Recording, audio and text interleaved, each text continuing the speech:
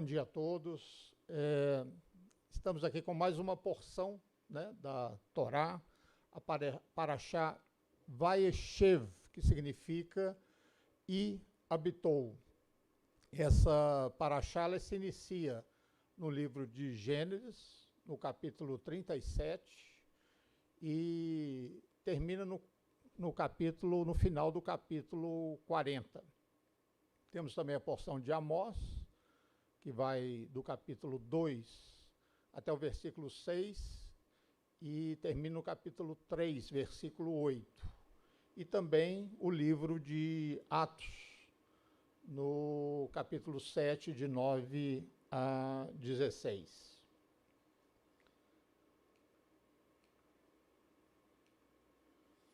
Nós começamos com o primeiro versículo. Jacó habitou na terra das peregrinações de seu pai, na terra de Canaã. Existe uma diferença entre habitar e peregrinar. Aquele que peregrina, ele não tem moradia fixa, né? Ele vive como um nômade. Cada hora está num lugar. Tá hoje aqui, amanhã está em outro lugar e está em constante movimento. Mas agora, Jacó, ele deseja habitar, né?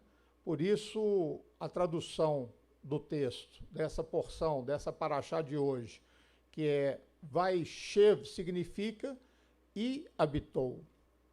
Porque ele quer deixar de ser peregrino e ter uma moradia fixa. Agora, quando uma pessoa ela quer deixar as lutas de lado, só viver na tranquilidade, na paz, só aproveitando a vida, nem sempre Deus permite isso, né? Deus gosta de homens que lutam. E no caso de Jacó, ele também não deixou.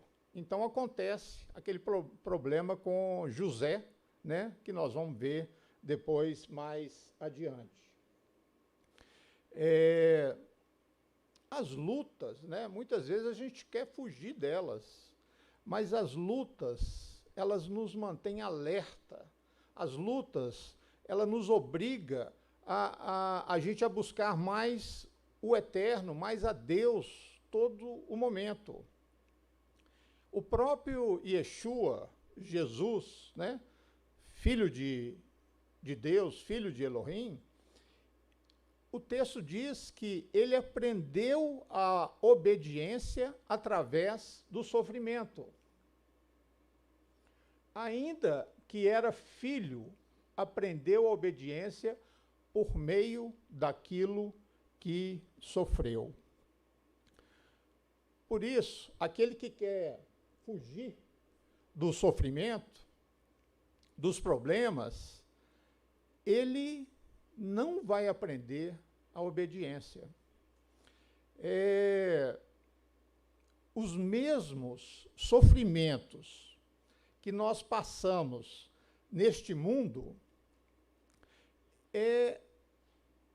eles produzem, né, segundo a própria Bíblia, eles produzem um peso de glória nas nossas vidas. Quando temos um problema, né, e resolvemos ele, enfrentamos ele, segundo a orientação do próprio Deus, nós produzimos um peso de glória, como diz, porque a nossa leve e momentânea tribulação produz para nós, cada vez mais abundantemente, um eterno peso de glória. E para sermos herdeiros do mundo vindouro, nós temos que padecer, segundo a palavra de Deus, juntamente com o Messias, Yeshua.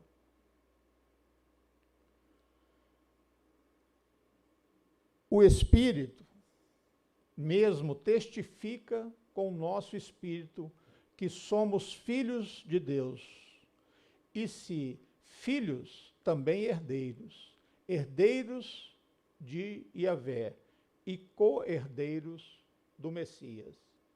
Se é certo que com ele padecemos, para que também com ele sejamos glorificados. Pois tenho para mim que as aflições deste tempo presente não se podem comparar com a glória que em nós há de ser revelada.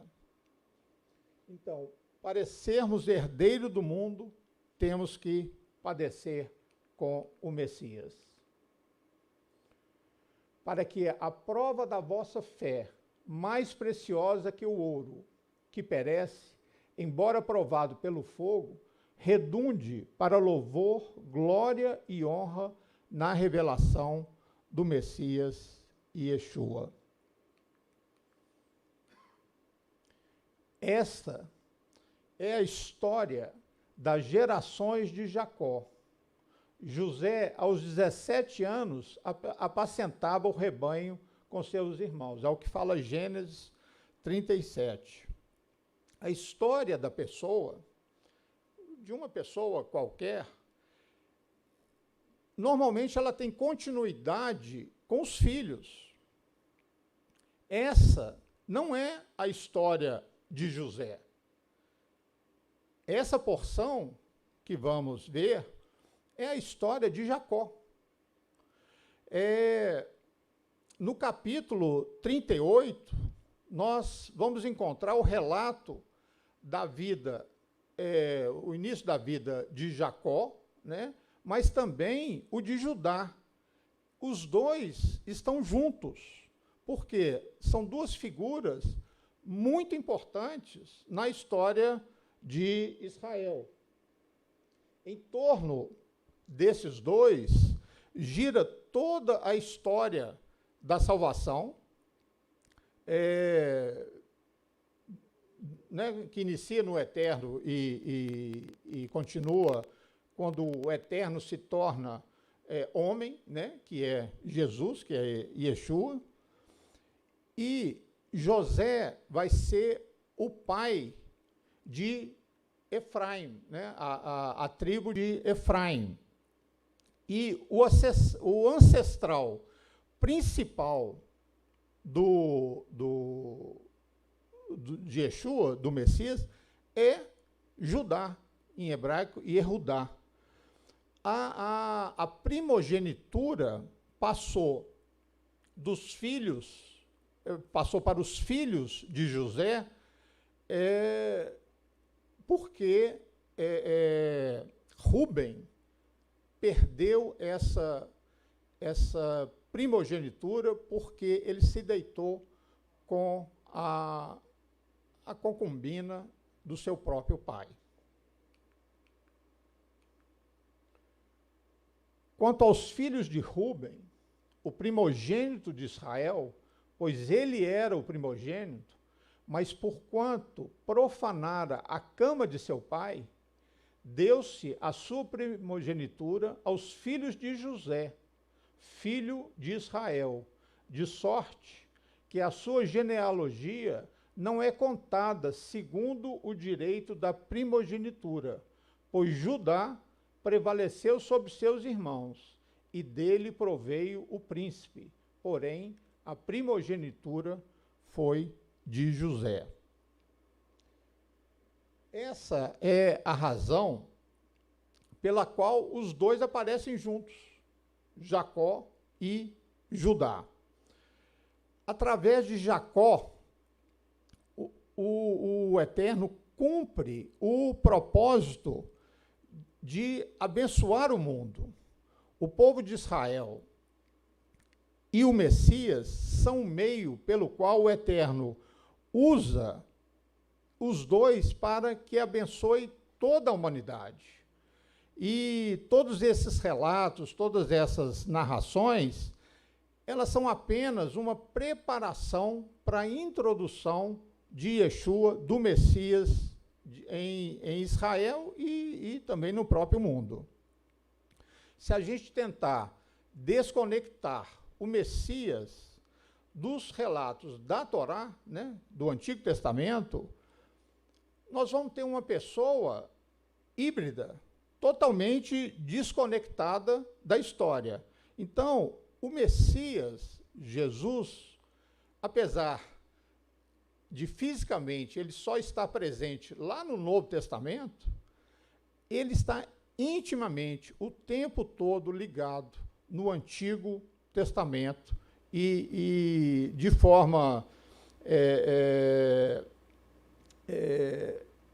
escondida, ele é relatado o tempo inteiro no Antigo Testamento. Até Silvia, né, tem um estudo que ela faz na quarta-feira e que exatamente ela está mostrando a presença de Jesus, a presença de Yeshua no Antigo Testamento. Esses textos, eles apontam para a proclamação, para a apresentação de Yeshua como o Messias. O Messias, no Talmud, que é um livro totalmente escrito pelos sábios judeus, pelos rabinos judeus, eles mencionam duas figuras do Messias. Um é o Messias chamado Messias ben Yosef, quer dizer, o Messias filho de José. E o segundo é o Messias ben Davi, o Messias filho de Davi. Será que são dois Messias? Não. O que eles estão mencionando são duas vindas. A primeira vinda do Messias, ele vem como um servo sofredor. Ele vem, ele não é reconhecido por muitas pessoas, ele é crucificado, é morto, cospem na cara dele, querem matá-lo de todo jeito. Esse é o Messias sofredor.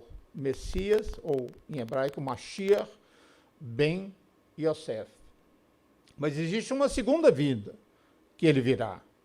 E nessa segunda vinda, ele vem como rei, para reinar sobre toda a humanidade. Então, esse é o Messias, ou Mashiach ben Davi.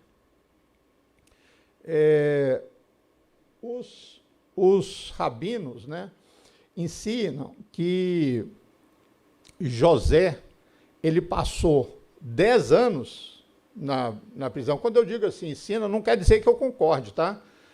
São comentários, isso não está escrito na Bíblia, na palavra de Deus, mas são estudiosos que apresentam que José ficou 10 anos preso, né? Porque ele falava mal dos seus irmãos, né? E isso é uma coisa grave na história judaica, de um modo geral, chamado em hebraico Lashon Hara, que quer dizer a má língua. O José, quando acontecia alguma coisa que os seus irmãos faziam, em vez dele chegar, falou, não faz isso não, isso está errado, isso não está de acordo, isso não está de acordo com o nosso pai ensinou. Ele não falava nada com os irmãos. Ele ia no pai e falava, eles estão fazendo isso, eles estão fazendo aquilo. Então, como esse tipo de pecado, né, esse tipo de falha, de falar mal das pessoas e ali, né, do próprio irmão, eles atribuem, né, esses 10 anos de José na prisão ao castigo, né, à retribuição por ele usar da má língua com os irmãos.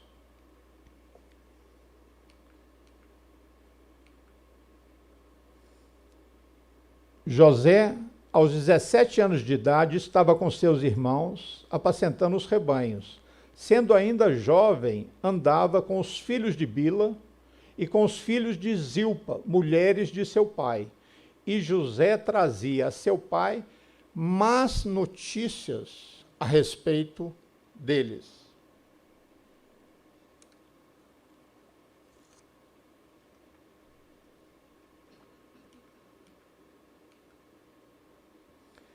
Israel amava mais a José. Israel é o novo nome de Jacó, né?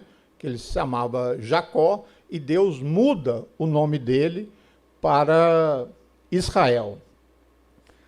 Amava mais a José do que a todos os seus filhos, porque era filho da sua velhice, né? Era o caçula, era o último filho que nasceu, e fez-lhe uma túnica de várias cores.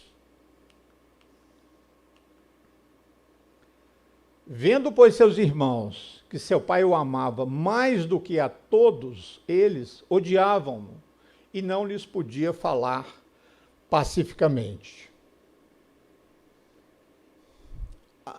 A luta, né, entre irmãos, ela depende muitas vezes dos próprios pais, né? Como ali no caso, José claramente tinha uma preferência, Jacó tinha claramente uma preferência por José. Primeiro, que era o filho da esposa que ele amava, Raquel. E segundo, era o caçulinha dele. E ele não escondia isso.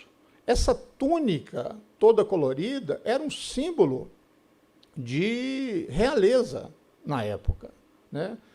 Era um símbolo de líder.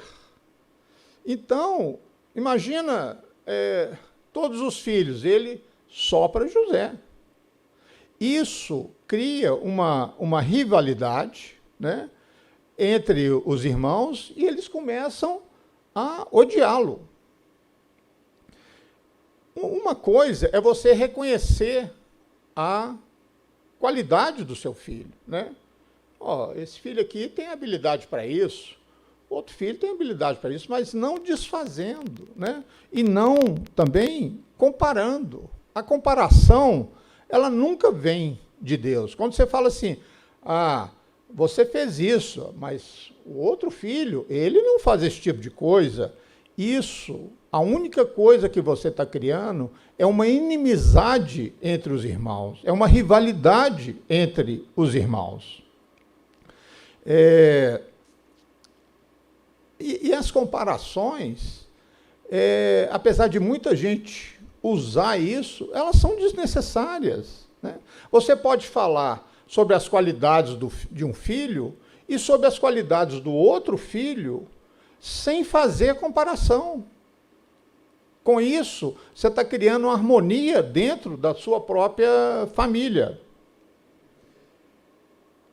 E também aquele que tem mais habilidade para alguma coisa é aquele que vai se exigir mais.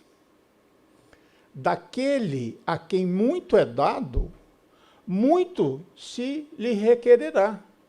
E a quem muito é confiado, mais ainda lhe pedirá. Se Deus dá uma habilidade para aquela pessoa, que destaca no meio de outras, ele vai exigir dele que ele a use de maneira correta. Então, não basta você comparar. Aquela pessoa, ela tem uma carga, às vezes, muito maior do que outra.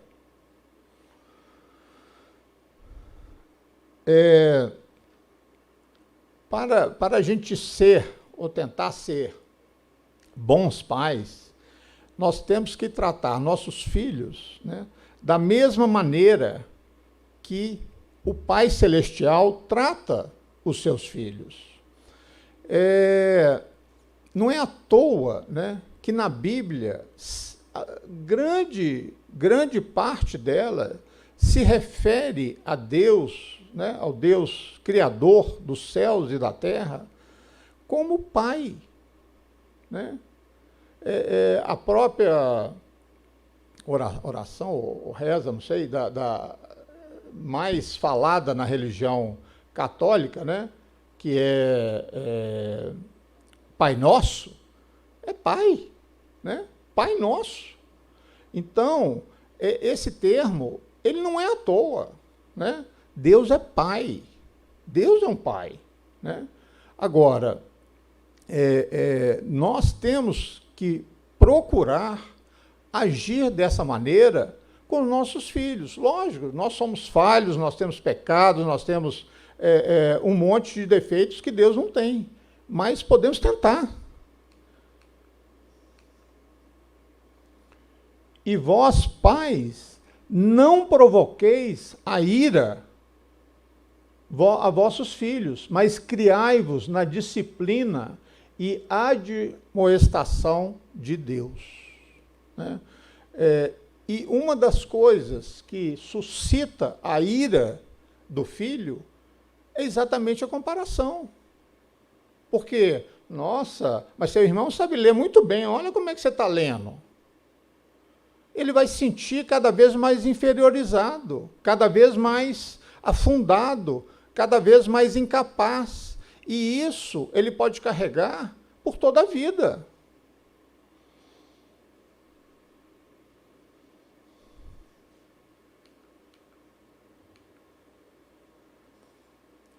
É para disciplina que sofreis.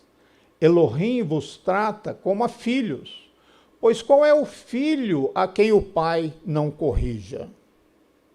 Mas se estáis sem disciplina, da qual todos se têm tornado participantes, sois então bastardos e não filhos.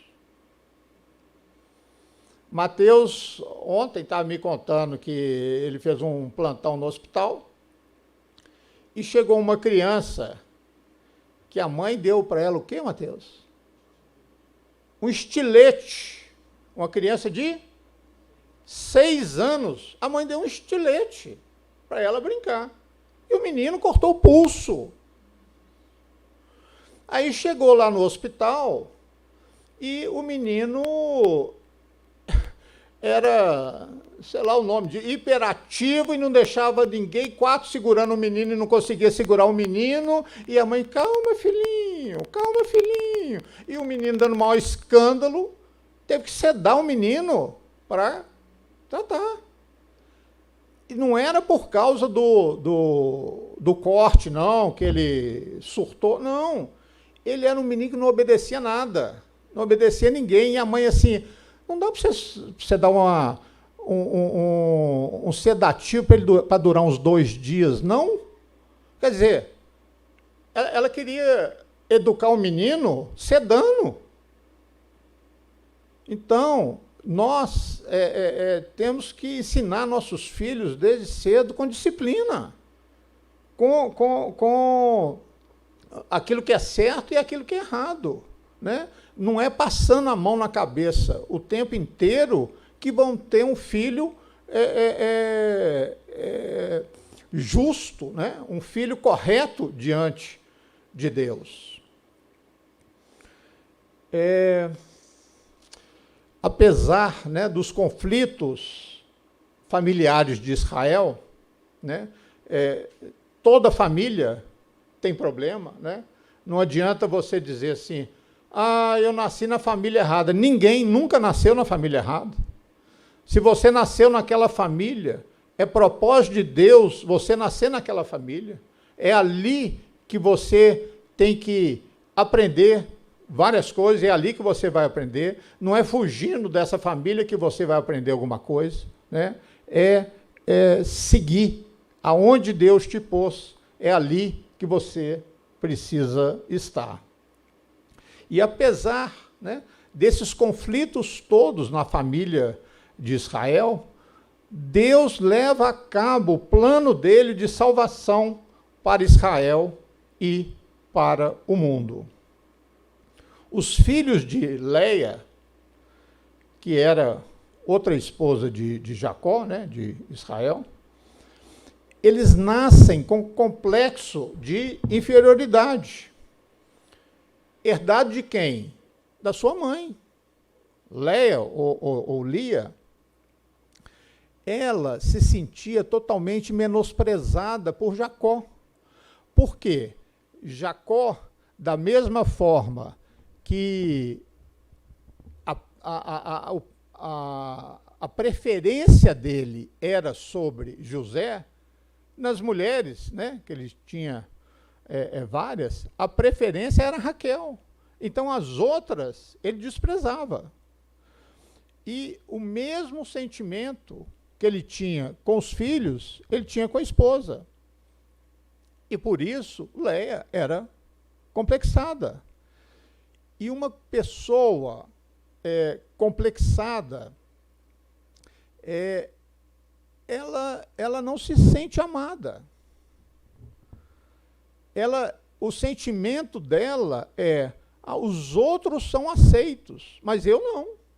Eu sou rejeitada. O complexo de inferioridade leva a pessoa a se autodesprezar.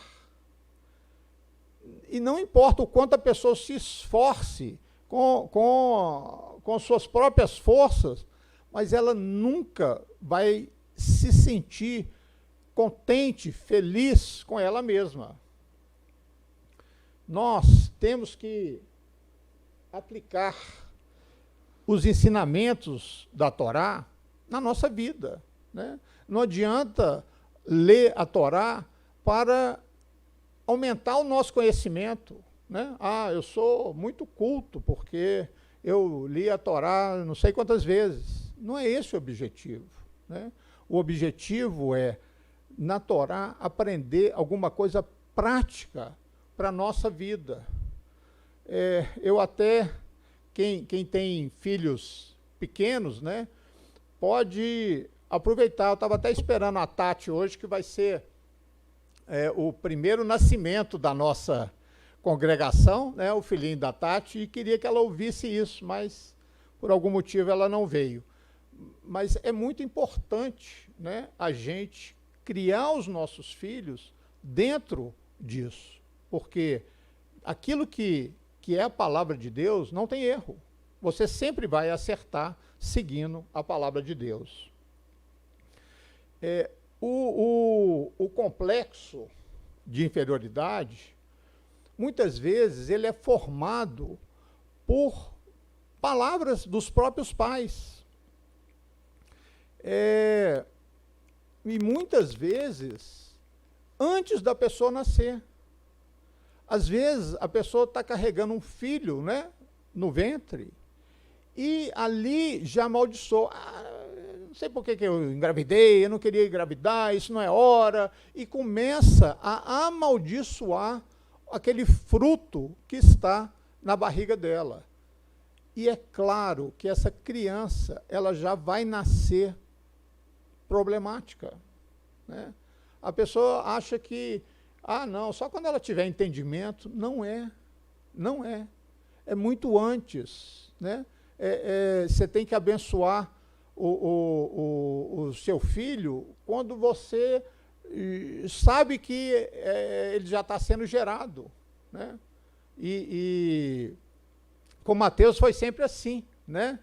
Nós sempre abençoamos a vida dele enquanto ele era um feto, né?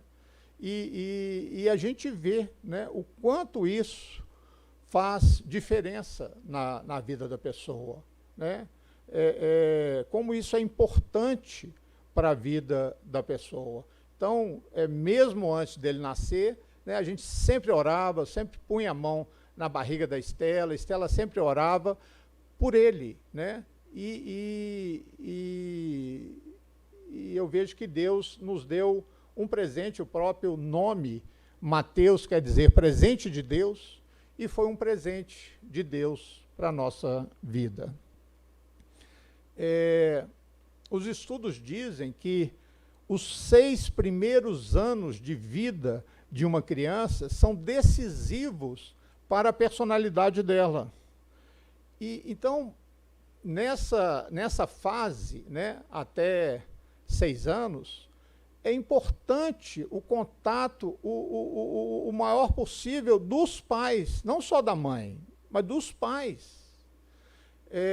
Eu lembro que Estela parou de trabalhar até Mateus fazer 5 anos. Do 0 ao 5º ano, não trabalhou. Ficou exatamente nesse período dos estudos com ele.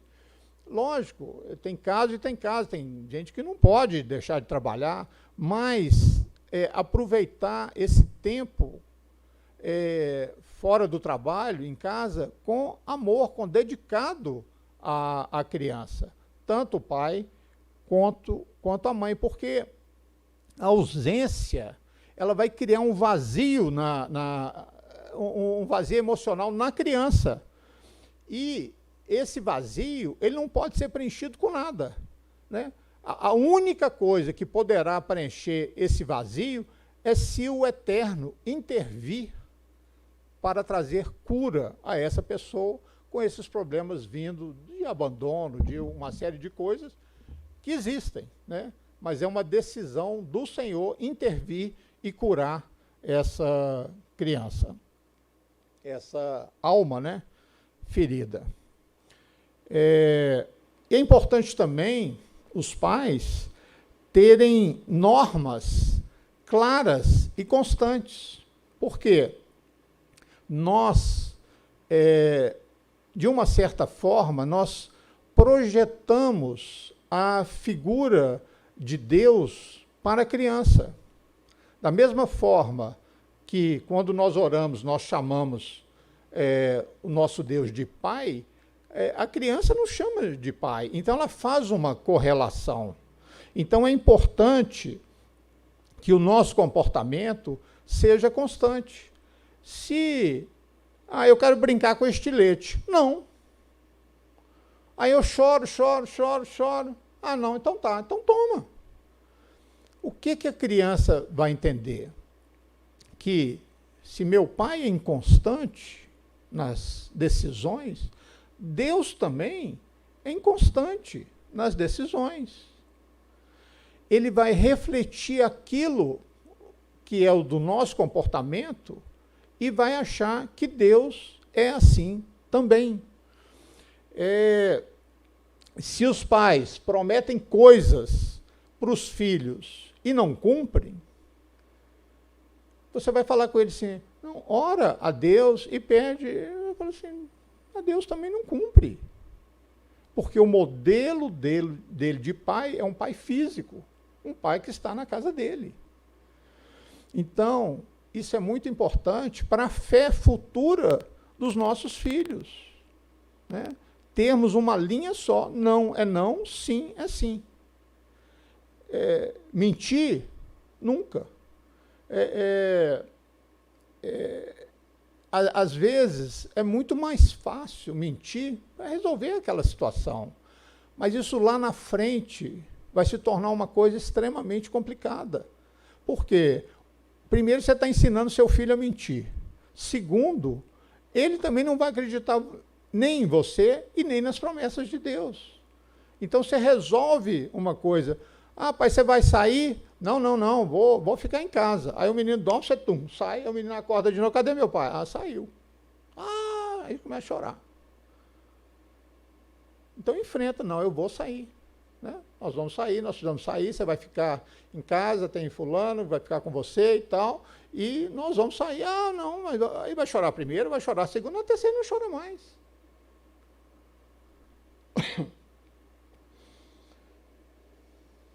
Se os pais não valorizam a criança, não premiam a criança, ela não vai se sentir incentivada a fazer as coisas que nós ensinamos. Né? Não fez xixi na calça. Mas se você não fala nada, né, a criança daqui a pouco volta a fazer xixi, porque ela não tem o menor incentivo. E isso é na nossa vida, é com tudo. Pode ser com um funcionário, fez alguma coisa, elogia, incentiva. Isso vai ajudar tanto a pessoa, quanto a você mesmo ter uma pessoa melhor, né? Ninguém vive sem incentivo, ninguém vive sem um elogio. Fica uma coisa muito fria.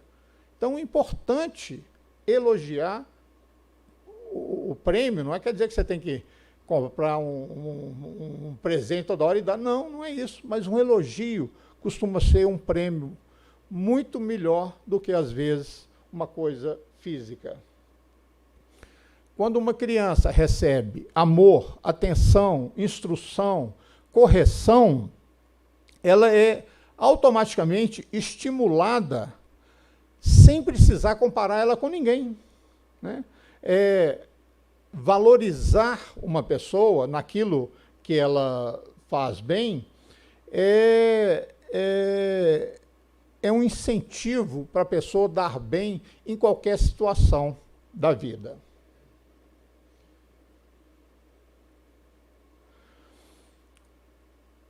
Uma coisa que suscita também na comparação é a inveja. O amor não é invejoso. Para a gente ser livre do complexo de inferioridade, ou para livrar nossos filhos ou netos do complexo de inferioridade, é necessário que eles recebam amor. Alguns foram tão feridos com comparações, com problemas familiares, que não creem mais no amor. E há duas formas de relacionarmos com o amor de Deus. Primeiro é conhecê-lo, mas não é conhecê-lo intelectualmente, é conhecer de uma forma experimental, né? Eu sugiro para quem tem crianças ou netos pequenos que orem desde o início para pedir a Deus que seu filho ou seu neto tenha uma experiência com Deus. Isso funciona, porque a experiência com Deus é o início do relacionamento do seu filho ou do seu neto com Deus. E isso é uma coisa que não tem preço.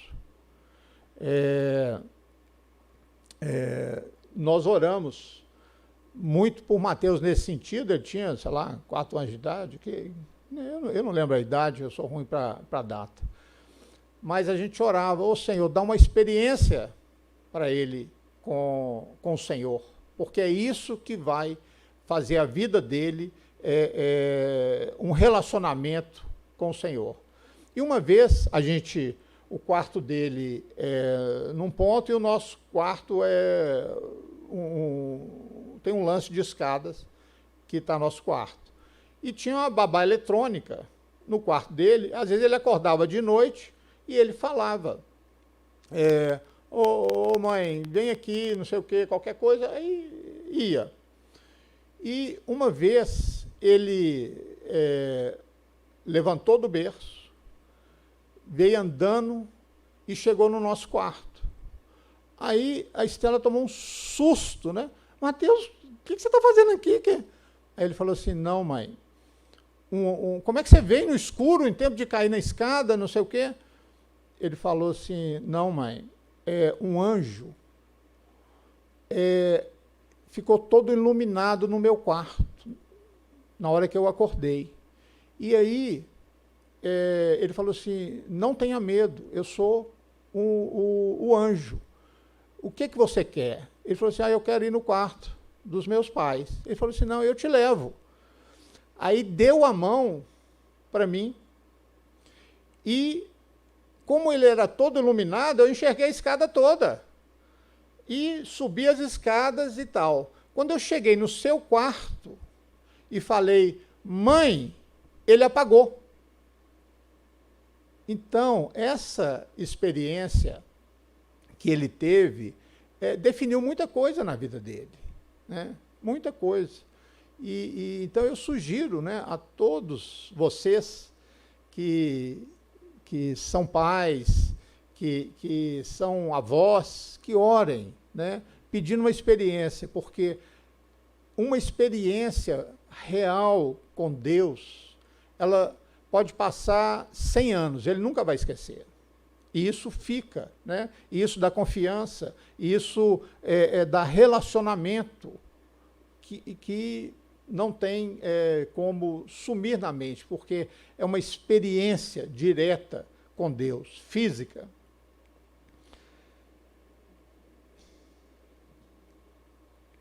A maior manifestação do amor de Deus na nossa vida é a ressurreição, né, do seu Filho Yeshua.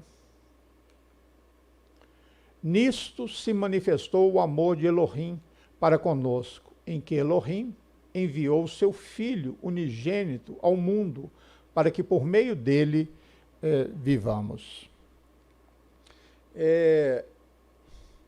Uma pessoa complexada, ela tem muita dificuldade em receber esse amor.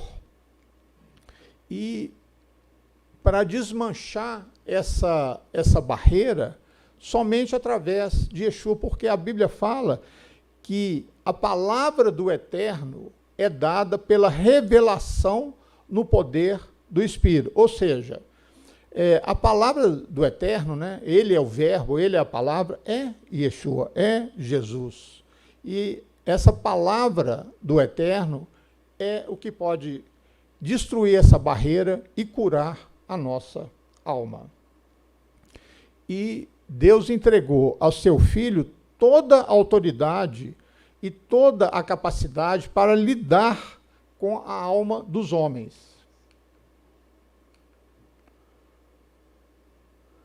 Todas as coisas me foram entregues por meu Pai, e ninguém conhece plenamente o Filho senão o Pai, e ninguém conhece plenamente o Pai senão o Filho, e aquele a quem o Filho o quiser revelar. Vinde a mim, todos os que estáis cansados e oprimidos, e eu vos aliviarei. Tomai sobre vós o meu jugo e aprendei de mim, que sou manso e humilde de coração. E achareis descanso para as vossas almas, porque o meu jugo é suave e o meu fardo é leve.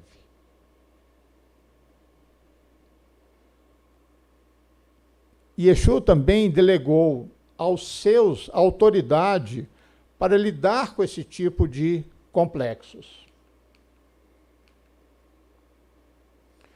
Porque, embora andando na carne, não militamos segundo a carne, pois as armas da nossa milícia não são carnais, mas poderosas em Elohim para demolição de fortalezas, derribando raciocínios e todo baluarte que se ergue contra o conhecimento de Deus e levando cativo todo pensamento à obediência ao Mashiach Yeshua e estando pronto para vingar toda desobediência quando for cumprida a vossa obediência. A segunda maneira para tentar superar esse sentimento de inferioridade é a soberba, a arrogância. Como as pessoas dizem, você não é nada, você não serve para nada, você é um zero à esquerda, a pessoa faz todo o possível para ser reconhecida. Então, ela mesma exalta todas as qualidades. Porque eu sou muito inteligente, porque eu sou isso, porque eu sou aquilo. Isso nada mais é do que um complexo de inferioridade, né? A pessoa que se exalta naquilo que ela faz é porque ela não tem segurança daquilo que ela é. Então, ela mesma precisa afirmar para ela mesma se convencer de que ela é capaz. Então, ela usa todas as virtudes dela, espalhando para todo mundo que ela é isso, que ela é aquilo. Mas é apenas mais um tipo de demonstração de inferioridade. Outra forma de superar esse sentimento é tentar comprar os amigos, as pessoas, com alguma forma de presente. Nós temos um exemplo disso em Leia. E Leia concebeu e deu à luz a um filho, a quem chamou Ruben, pois disse, porque Deus atendeu a minha aflição, agora me amará meu marido. Quer dizer, o filho ela queria como um presente ao pai, simplesmente para que ele a amasse, né? Só que isso normalmente não funciona.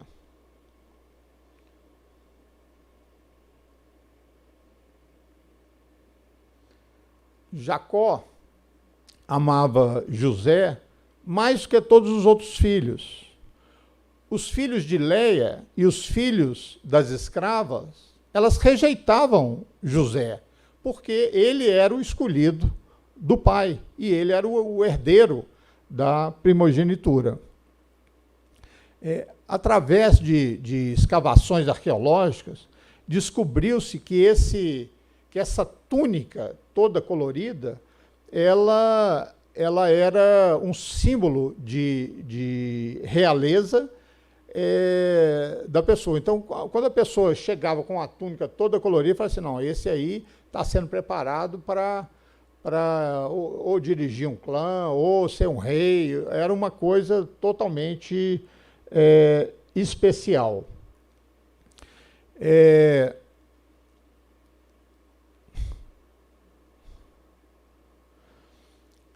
A palavra, quando a gente fala, né, que da vinda do Messias, que de um lado ele é reconhecido como o Mashiach ben Yosef, o Messias filho de José, e na segunda, o Messias filho de Davi, apesar dessa palavra ben, né, Mashiach ben Yosef ou ben Davi, significar filho, né, ele, na realidade, não quer dizer filho, né, quer dizer que ele se assemelha àquela pessoa, né? Então, o Mashiach ben Yosef, ele se assemelha a José. Quer dizer, as coisas que aconteceram com José aconteceram com ele. E o ben Davi é a mesma coisa. Não é que ele é filho de Davi, mas ele se assemelha, né, na trajetória da vida a Davi. Ambos, né, não existem dois Messias, né, deixar isso claro, existe um só, e as visões, né, de duas vindas, isso que é diferente, por isso que tem dois nomes, duas semelhanças.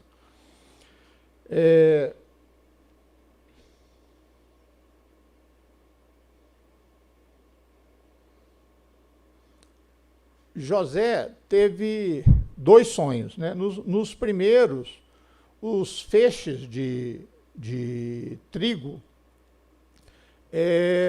se curvavam diante dele.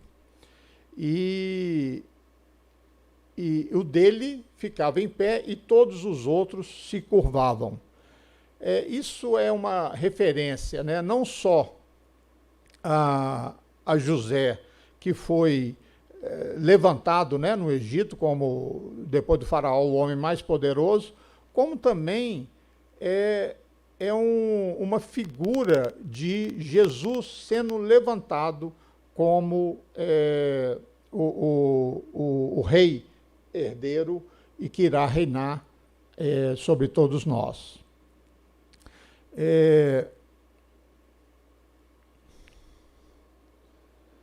E também mostra que todas as tribos de Israel se inclinaram, porque cada filho de Jacó foi uma tribo. Então, se todos inclinaram, estava mostrando também que todas as tribos de Israel se inclinariam a José, e também fazendo a mesma alusão que toda a Israel se inclinaria a Yeshua. Isso ainda, né, não aconteceu, né, na segunda vinda, mas certamente, né, tudo que o Senhor falou ou aconteceu, ou está para acontecer, e, como Deus não mente, irá acontecer um dia.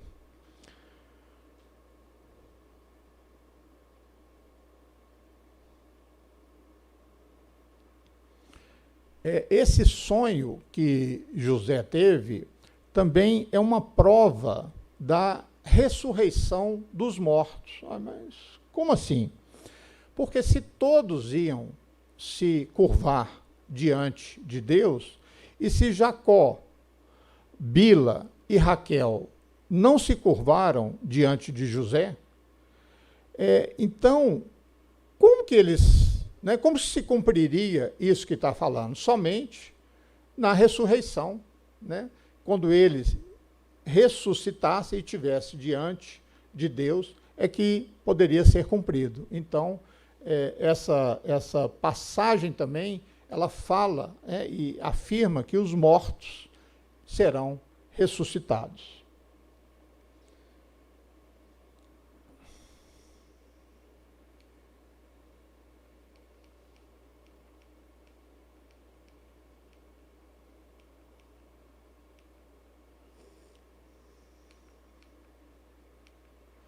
Em Apocalipse, fala o seguinte: e viu-se um grande sinal no céu, uma mulher vestida do sol, tendo a lua debaixo dos seus pés, e uma coroa de 12 estrelas sobre a sua cabeça. E estando grávida, gritava com as dores do parto, sofrendo tormentos para dar à luz.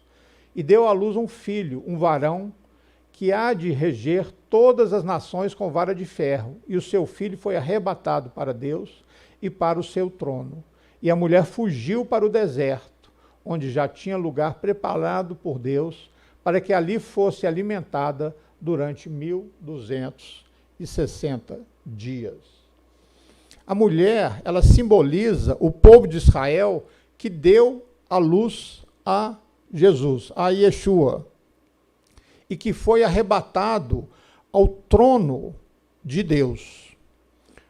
Pouco antes, isso aconteceu, pouco antes da invasão romana, tanto nos anos 70, quanto o 135, que foram as duas invasões antes da destruição do templo. O Messias veio para salvar aqueles que estavam dispersos, as ovelhas perdidas de Israel. Eu não fui enviado senão as ovelhas perdidas da casa de Israel.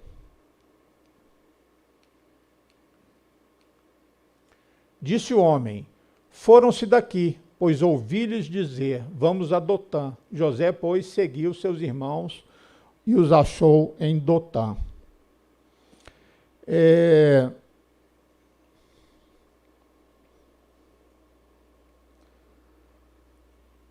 Depois dele ter estado em Siquém, que é a cidade onde representa morte e ressurreição, onde os dois irmãos fizeram aquela matança grande, dois filhos de Jacó, Shimon e o outro, me esqueci o nome do outro.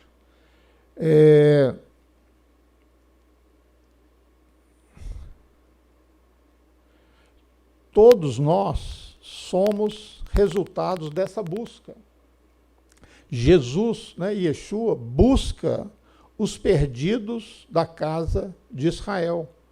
Então, todos nós que um dia cremos em Yeshua, nós somos buscados por ele, E a palavra fala que ele buscou até encontrar, ele seguiu os irmãos, todos aqueles. Porque quando a gente diz Israel, não quer dizer os judeus, Quer dizer todos aqueles que foram enxertados, todos aqueles que creem em Jesus, porque Jesus é judeu. Então, todos aqueles que creem nele, então, são considerados irmãos.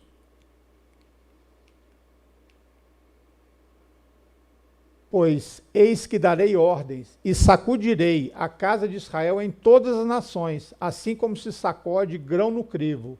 Todavia não cairá sobre a terra um só grão. Quer dizer, eu vou sacudir tudo. Aonde tiver um, eu vou achar. Né? Não vai deixar de salvar nenhum que foi enxertado na casa de Israel. Por isso a gente vê agora nesses últimos tempos a quantidade de pessoas, né, se chegando mais próximo a Israel, né, nosso próprio país, né, um presidente que ama Israel, que busca um maior contato com Israel. Isso não é à toa, né? Isso está acontecendo no mundo inteiro, as pessoas se achegando mais na verdade da Bíblia. E Miqueias faz: certamente te ajuntarei todo, ó Jacó, certamente congregarei o restante de Israel, pô-los-ei todos juntos, como ovelhas no curral, como rebanho no meio do seu pasto, farão estrondo por causa da multidão dos homens. Eles o viram de longe e antes que chegasse onde estavam, conspiraram contra ele para o matarem. Estão falando de José. Só que isso praticamente é a mesma coisa que aconteceu com Jesus. Os irmãos conspiraram entre si para matarem José, mas Rúben, o mais velho, opôs-se à ideia homicida dos seus irmãos. Então, da mesma forma, porque essa paraxá, de uma certa forma, ela faz uma alusão de que José era uma figura de Jesus. Né? Mostra várias coisas que aconteceu a José e aconteceu a Jesus, similares, uma forma de Deus já ir introduzindo a figura de Jesus lá na frente.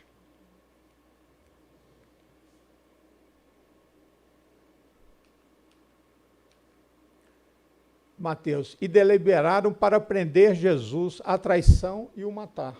Quer dizer, a mesma forma que os irmãos queriam matar José, da mesma forma os irmãos, né, também queriam matar Jesus.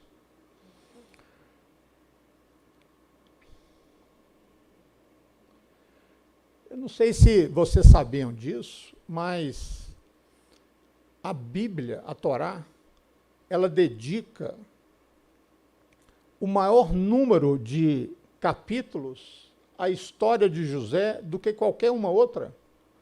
Mais do que a salvação, mais do que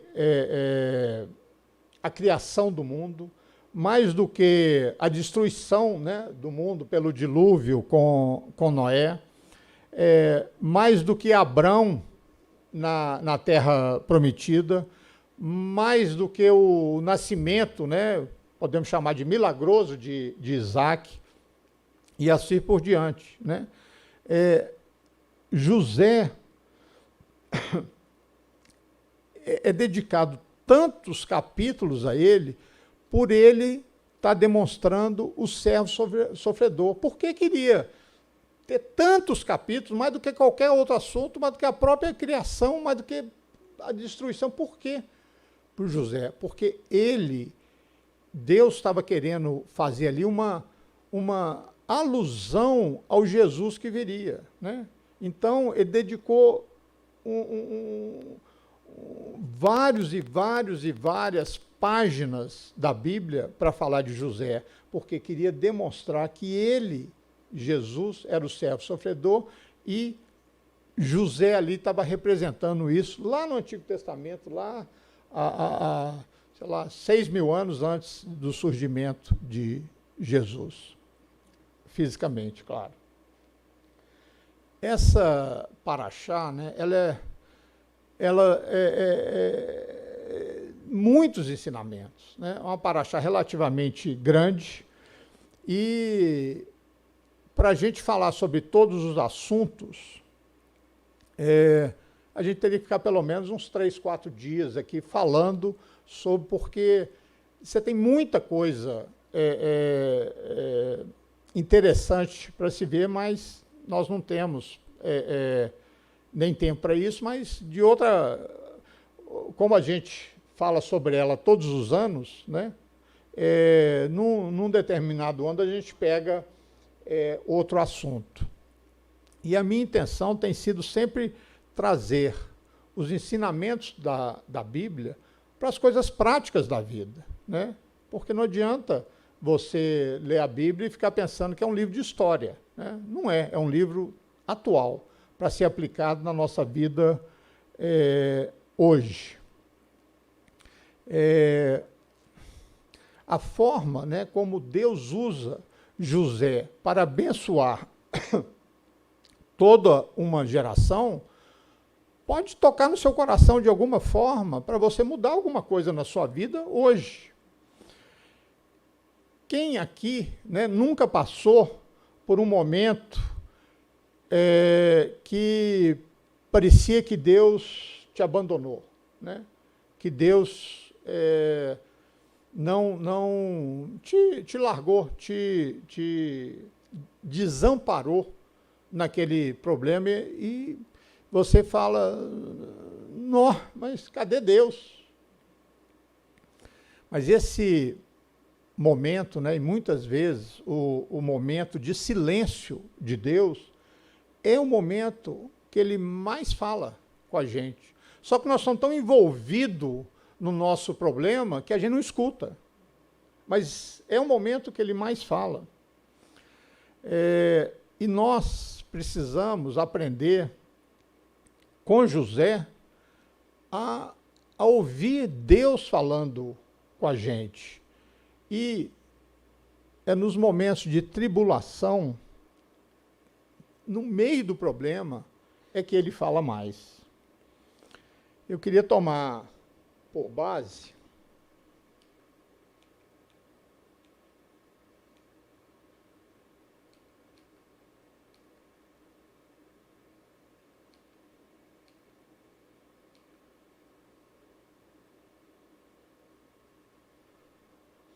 a história de José. 43.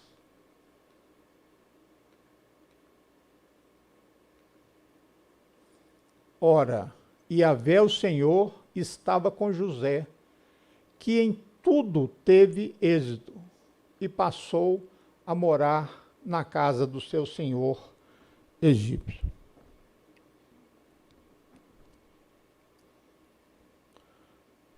Por que,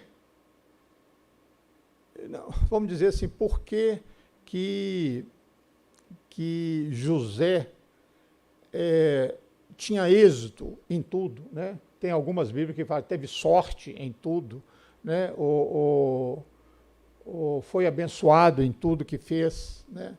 Porque Deus estava com ele.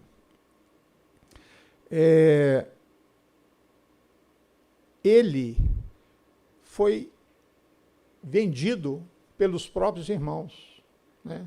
Ele foi servo na casa de Potifar, que era um general pagão. Por que você não vê José murmurando? Deus me deu tanto sonho, nada daquilo vai acontecer, eu estou aqui como servo, eu fui vendido, só coisa ruim na minha vida.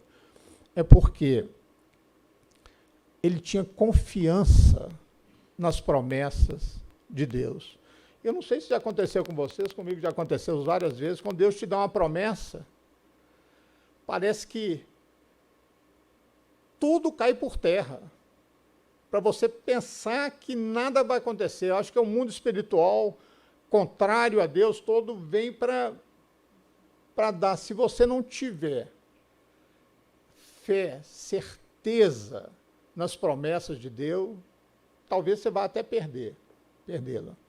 Mas José, ele segurou na promessa e não importava o que estava acontecendo naquele momento. Eu tenho confiança que o que Deus falou, ele vai cumprir. Então, quando tudo parece bem, ele já era mordomo na casa de Potifar, né? Potifar deu a ele autoridade sobre tudo, só falou assim, só não toca na minha esposa. O resto, você manda em tudo aqui. E José tem mais um teste, né? A esposa de Potifar dá de cima dele, de todas as formas, ele se recusa. Interessante que ele fala assim, eu não posso fazer isso diante do meu Deus. Ele não fala, não, porque Potifar é meu patrão, porque ele nada disso. Eu não posso fazer isso, porque eu não vou pecar contra Deus. E a Torá diz que José era formoso de porte e de aparência. Não olha para mim não, tá? José. José. Formoso de porte e de aparência. Quer dizer, ele devia ser um homem forte, musculoso e bonito. E a esposa de Potifar se encantou com ele. E ele não cede, né? Ele é preso, ele não aceita, ele sai correndo, a mulher faz uma maldade com ele, já que fez isso, vou falar que ele tentou me estuprar ou qualquer coisa parecida, e acontece, ele vai para a cadeia. Na cadeia, ele não perde as esperanças, né? Ele continua firme, ele é colocado para gerenciar praticamente a prisão. E depois ele tem a oportunidade de revelar, através de Deus, o sonho do copeiro e do padeiro.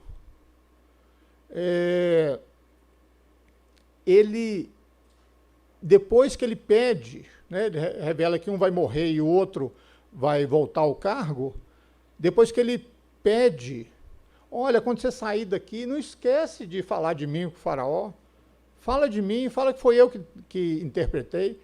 Ele esquece e fica mais 2 anos preso. Só depois, quando o faraó vai ter um sonho, é que é falado para eles. Mas em momento algum, você vê José amargurado, José com rancor, né? Às vezes a gente vê as pessoas assim, tá tudo bem, acontece uma coisinha, fora a pessoa começa, mas não sei o quê, começa a murmurar e reclamar. Para com isso, né? Crê nas promessas de Deus lá na frente. Não é por causa de uma circunstância aí que está acontecendo que as promessas de Deus não vão ter mais sentido para você, né? Continua firme nas promessas. Importante, passa isso para os seus filhos, né? Para os seus netos. A gratidão que José tinha, né, com o Senhor e a certeza de que Deus nunca abandona seus filhos, né, porque isso é palavra dele próprio, isso é o que sustentava José durante os tempos difíceis. E todos nós passamos ou vamos passar por momentos difíceis. E é isso também que tem que nos sustentar, né? Ter gratidão e crer nas promessas de Deus. Muitas pessoas se orgulham dos meu filho é PhD, YZ, não sei o quê, disso, daquilo e tal, dos títulos, né? Mas o importante é você não ver a pessoa falar, não, meu filho é um homem temente a Deus, meu filho é uma pessoa que lê a Bíblia, que ora, né? Porque os títulos são importantes? São, mas não é o mais importante, né? Eles irão sumir. Agora, aquilo que você é na sua vida, isso você vai deixar história, né? As pessoas, no seu enterro, elas não vão falar assim, ah, ele era PhD nisso, ele era não sei o quê, ele era doutorado lá em Cambridge ou qualquer coisa parecida. Não, não é disso que eles vão falar. Eles vão falar, não, mas que cara generoso. A vida inteira ele ajudou as pessoas, a vida inteira era um cara justo. Isso, né, que a gente tem que deixar para os filhos, né? E não só... Hoje a pessoa é bombardeada que ela tem que ter títulos. Tudo bem, eu não sou contra título de forma nenhuma, mas não esquece o que é importante. Os rabinos contam uma história no Talmud que um milionário anônimo resolve depositar por uma pessoa $1.000 todo mês. A pessoa, não abre a conta dela, tem R$5.000 na conta dela. Nossa, fizeram um depósito errado. No mês seguinte, no mesmo dia, mais 5.000. A pessoa, opa, então não é errado. Vai no banco, quero saber quem está depositando. Anônimo. Não existe identificação nenhuma. E a pessoa, durante meses, recebe aquela quantia. Aí ela começa a trocar o carro, começa a comprar umas coisas para casa, começa a investir um pouquinho daquele dinheiro. Que coisa boa. Passa uns meses. Da mesma forma que o depósito apareceu, sumiu. Cessou. Você acha que essa pessoa ela tem o direito de entrar em depressão? Ela não tinha nada, ela não fez nada, ela não conhece, ela não mereceu. Veio aquele dinheiro durante meses e depois, com certeza, a pessoa quis abençoar a outra e cessou com aquela pessoa. Você acha que essa pessoa ela tem direito de reclamar, de ficar nervosa, de surtar? Cadê o meu dinheiro? Era todo mês e agora sumiu. Não. Ela tinha que ter simplesmente gratidão. Eu estava passando uma fase difícil, começou a vir R$5.000 na minha conta, todo mês. Só não conheço a pessoa, não sei quem é, mas oro por ela. Sou grata que nesse período veio uma ajuda para mim e não ficar nervosa porque acabou. Então, essa história que eles contam no Talmud é muito interessante para a gente aplicar na nossa vida, né? Não quer dizer que as coisas boas elas têm que ter duração ilimitada na nossa vida. Deus, às vezes, alterna, né? Porque é nas fases de tribulação que nós aproximamos mais dele. Então, se for tudo bom, a tendência nossa é um esfriamento espiritual. Você já pensou nisso? Se tudo dá certo, se tudo que você deseja acontece, se está tudo às mil maravilhas, fala assim, onde é que Deus entra nisso? Não precisa de Deus. Né? Há um esfriamento espiritual. Deus tem um propósito, né, específico para cada um de nós, como eu já falei, dentro da nossa família. Né? Por mais complicada que seja, ou por tão boa que seja, existe esse propósito. E toda família tem problema. E a de Israel não é diferente. Né? A família de Jacó, cheia de problema.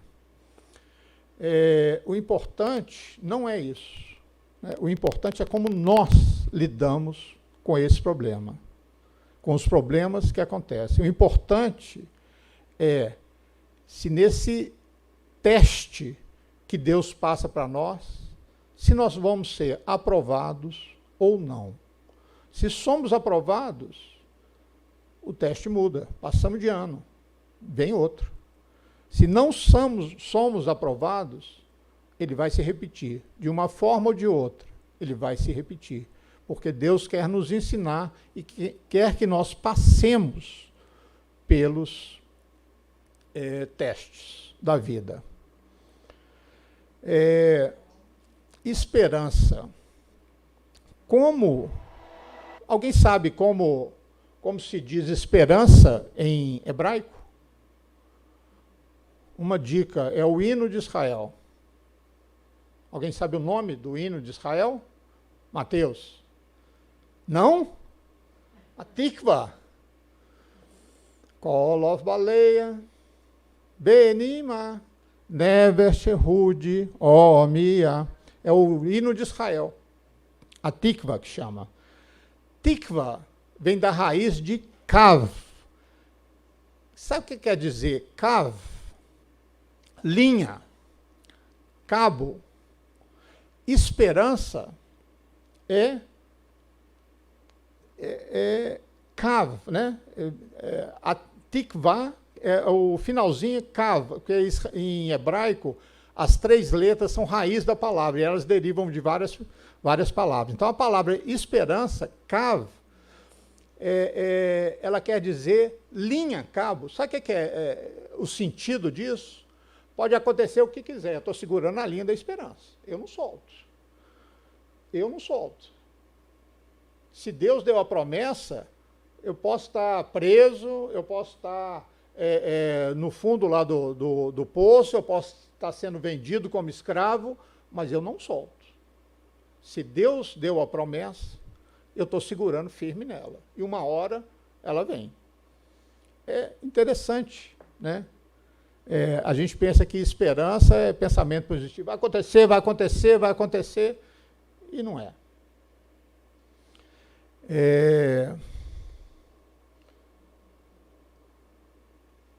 O segredo do sucesso, segundo a Torá, é agir corretamente.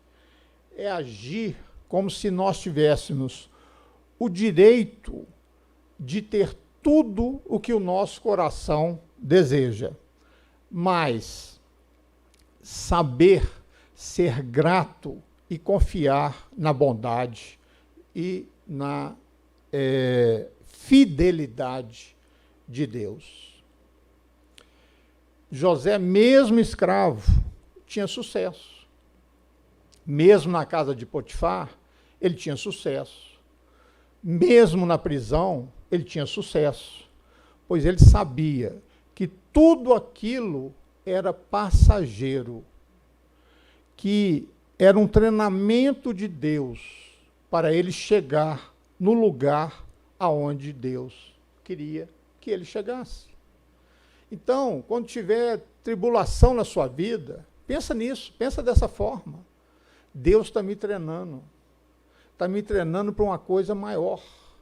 Se eu abandonar essa luta aqui, eu não posso assumir. Como que você pode pular do primário para a faculdade? Não tem jeito.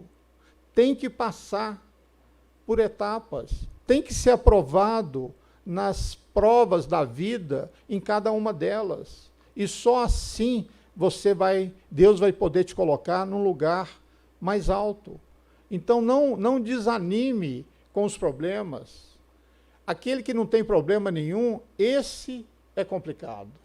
Porque se Deus, é o que falou lá, se não há correção na sua vida, você não é filho, você é bastardo.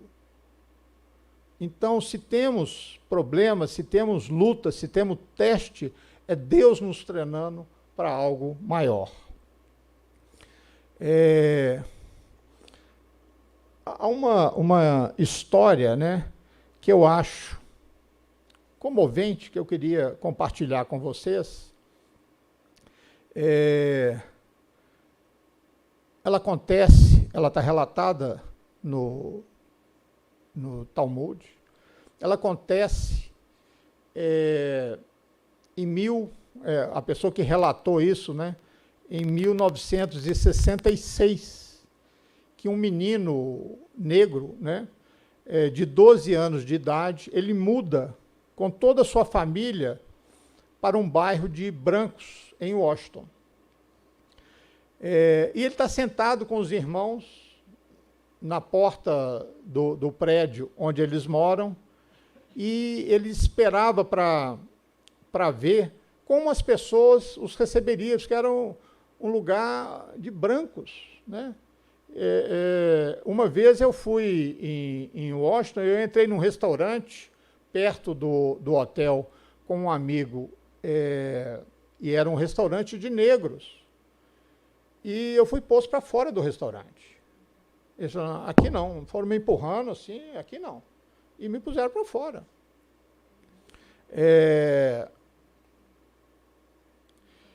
E as pessoas passavam, viam aqueles negros sentados ali no degrau do edifício e nem olhavam. Nem olhavam. E também não falava nada.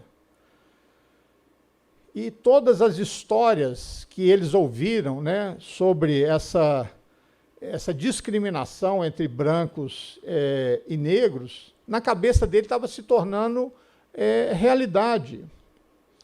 E anos mais tarde, né, ele escreve um livro sobre esses primeiros dias, né, quando ele chegou em Washington, e ele fala assim, eu sabia que nós não seríamos bem-vindos aqui.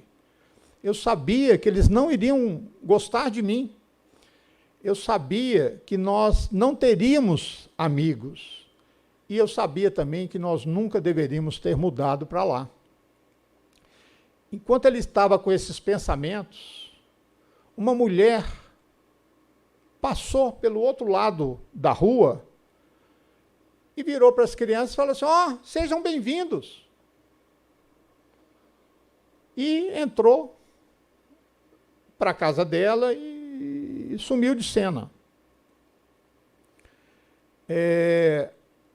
Daí a pouco, ela volta com uma bandeja cheia de sanduíches, sucos, geleias, e leva para as crianças, para que elas se sentissem em casa.